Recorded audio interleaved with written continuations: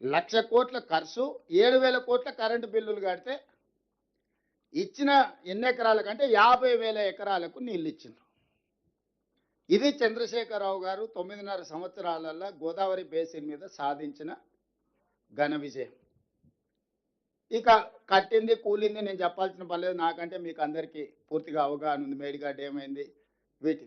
ఈరోజు ఈ ప్రాజెక్టును మనం సరైన విధంగా ముందుకు వెళ్ళాలి, దీన్ని ఏదో రకంగా దీన్ని ఉపయోగపడేటట్టు చేయాలనే ప్రయత్నం చేస్తే మన దగ్గర ఈరోజు నిధుల సమస్య, నీటి కేటాయింపుల సమస్య.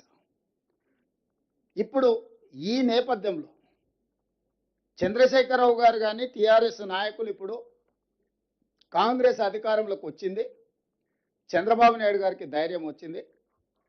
గోదావరిలో ఉన్న నీళ్లను బంకచర్ల అంటే దాదాపుగా కృష్ణా బేసిన్ పైన పెన్నా బేసిన్, రాయలసీమలో అవతల ప్రకాశం, నెల్లూరు అక్కడి వరకు తీసుకెళ్తున్నాడు. ఇది కాంగ్రెస్ పార్టీ ఈ ప్రభుత్వం ఇచ్చిన అలుసు. ఇది స్థూలంగా వాళ్ళు చేస్తున్న ఆరోపణ. ఈ నేపథ్యంలో మిమ్మల్ని అందరినీ మనందరం ఇక్కడ కూర్చొని జరిగిన నేపథ్యాన్ని వివరించుకుంటూ ఏ విధంగా వాళ్ళు అబద్ధాలు చెప్తున్నారు, ఈ అబద్ధాలతోని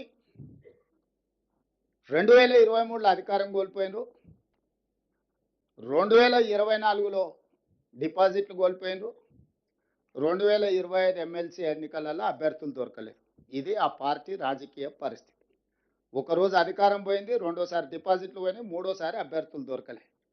ఇప్పుడు ఆ పార్టీ నందుల పునరుజ్జీవనం కాదు, రిజర్వేషన్ ఆఫ్ రివర్స్ కాదు, రిజర్వేషన్ ఆఫ్ టీఆర్ఎస్ పార్టీ కోసం ఈరోజు తాపత్రయపడుతున్నారు. ఇది నర్దుల పునరుజ్జీవనం కోసం చేస్తున్న ప్రయత్నం కాదు. ఆ పార్టీని పునరుజ్జీవింపజేసుకోవడానికి నీళ్ల సెంటిమెంట్ను వాడుకోవాలి. ఈ నీళ్ల సెంటిమెంటే తిరిగి మళ్ళీ పార్టీని బతికిస్తుంది. దానికి భూతంగా ఆ పక్క రాష్ట్రంలో ఉన్న ముఖ్యమంత్రిని, ఈ రాష్ట్రంలో ఉన్న ప్రభుత్వాన్ని ఒక భూతంగా చిత్రీకరించాలని కుట్రలు ఈరోజు క్షుద్ర పూజలు చేసినట్టుగా ఆయన ఫామ్ హౌస్లో కూర్చొని ఒక ఆలోచన చేస్తున్నాడు. ఈ క్షుద్ర పూజలు చేసే ఫామ్ హౌస్ నాయకుడికి ఈరోజు ఇదొక్కటే జీవనాధారం అని ఆలోచన చేసి మనల్ని బదనాం చేయాలనుకుంటుండు. అందుకోసం వాస్తవాలను వివరించడమే కాకుండా ఇంతకుముందు ఉత్తమ్ కుమార్ రెడ్డి గారు చాలా వరకు మా ఆఫీసర్లు అంతా చెప్పారు, ఈ గోదావరి రివర్ మేనేజ్మెంట్, గోదావరి వరద జలాలు పోలవరం తర్వాత సముద్రంలో కలిసే నీళ్లు వరద జలాలు అనేది ఒక లెక్క తేల్చిండ్రు. వారే 2016 ఉమాభారతి గారి నేతృత్వంలో జరిగిన మీటింగ్లో స్పష్టంగా చంద్రశేఖరరావు గారే ఏ విధంగా ఆ రోజు సెప్టెంబర్ 21, 2016 ఈ అపెక్స్ కౌన్సిల్ మీటింగ్ జరిగింది. ఉమాభారతి గారి అధ్యక్షతనే చంద్రబాబు నాయుడు గారు మన చంద్రశేఖరరావు గారు కలిసినప్పుడు వారే స్పష్టంగా చంద్రశేఖరరావు గారి ప్రపోజల్ మూవ్ చేసిండు, చంద్రబాబు నాయుడు మూవ్ చేయలే. చంద్రబాబు నాయుడు మూవ్ చేసిండు, తెలంగాణకు అన్యాయం చేస్తుండు, ఇంత అన్యాయం ఉంటుందని మనం అనడానికి కూడా లేదు. స్పష్టంగా ఈ 8 పేజీల మీటింగ్ మినిట్స్, ఇది ఇక్కడ ఉన్న కాగితం తర్వాత సీఎంఓ నుంచి మీకు అందరికి ఇస్తారు. 8 పేజీలలో ఏం జరిగింది, ఏం చర్చ. దాంట్లో 6వ పేజీలో సెకండ్ పారాగ్రాఫ్లో స్పష్టంగా more than 1,000 TMC of water is required and Krishna basin ki. On the other hand, more than 3,000 TMC is going waste into sea every year in Godavari river. Hence, he emphasized that as water is available, it has to be decided how best it can be utilized properly.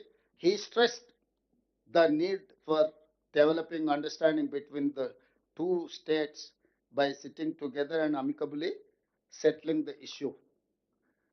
అసలు 968 టీఎంసీలు మనకు, 518 టీఎంసీలు ఆంధ్రప్రదేశ్కు కేటాయింపుల ప్రకారము ప్రాజెక్టులు కట్టుకొని ఇవి వినియోగించుకున్న తర్వాత మిగులు జలాలు ఎన్నున్నాయి, వరద జలాలు ఎన్నున్నాయని అప్పుడు లెక్క తెలుస్తుంది.